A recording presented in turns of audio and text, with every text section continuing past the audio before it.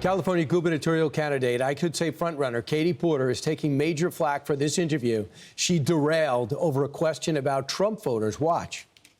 What do you say to the 40% of California voters who you'll need in order to win, who voted for Trump?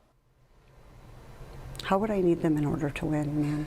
Well, unless you think you're going to get 60% of the vote. You think you'll get 60%. Everybody who did not vote for Trump will vote for you. That's what you're saying. In a general election? Yes.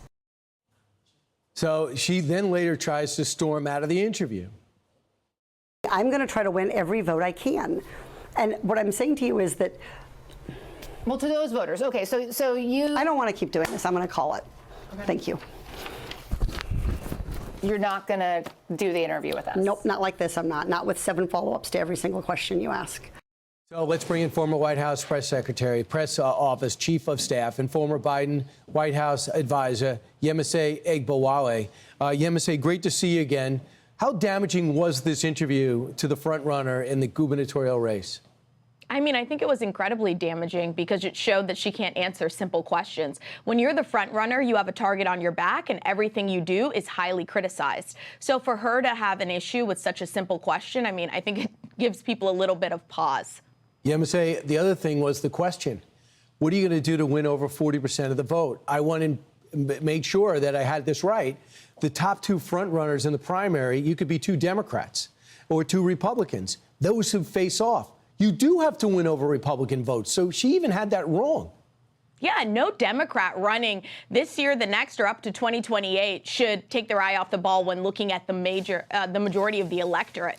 Your focus shouldn't just be on the voters that are easy to win. I mean, she almost had it right there when she said, look, I represent Orange County, I represent a large swath that isn't a deep blue pocket. But then she totally veered off. And to say, I'm me, to have that kind of ego on camera, I mean, it's incredibly damaging.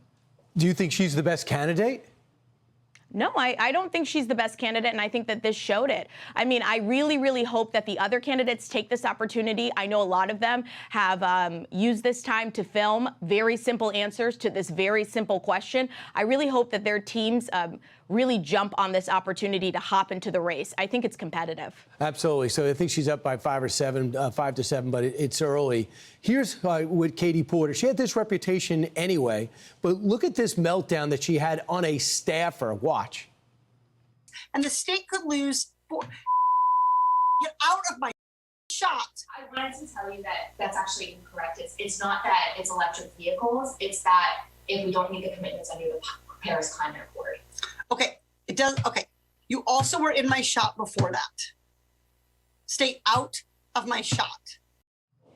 You were once on a big staff. Is that the way you like to be treated?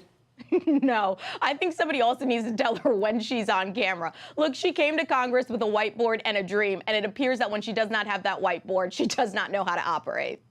Let's go talk about David Hogg. He's making his first endorsement since he was kicked out of the Democratic leadership.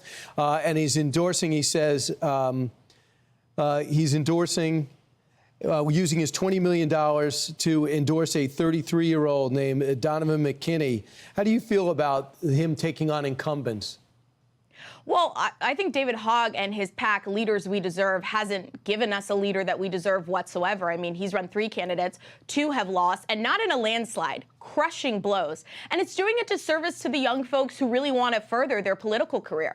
I mean, when you take a loss, it sets you back a bit. And if he had any kind of congressional experience, mind you, to the viewers at home, David Hogg has never worked in Congress. And so you have somebody advising folks who doesn't even have the experience that he's trying to get you in the position for. It's really, really tough here to see how he maintains success over a long period of time. I don't know who's donating money to him. If success leaves clues, if you look at the approval rating of the Kentucky governor, if you see the approval rating of the Democratic governor of Pennsylvania, and you see the success Matt Mahan is having in San Jose and Daniel Lurie in San Francisco, these are Democrats, but they seem to be rational Democrats. Is that the road that you would like to see your party take?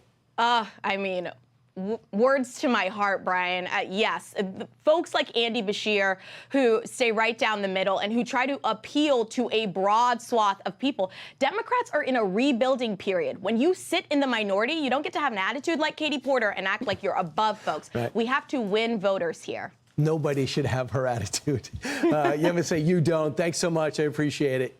Thanks, Brian.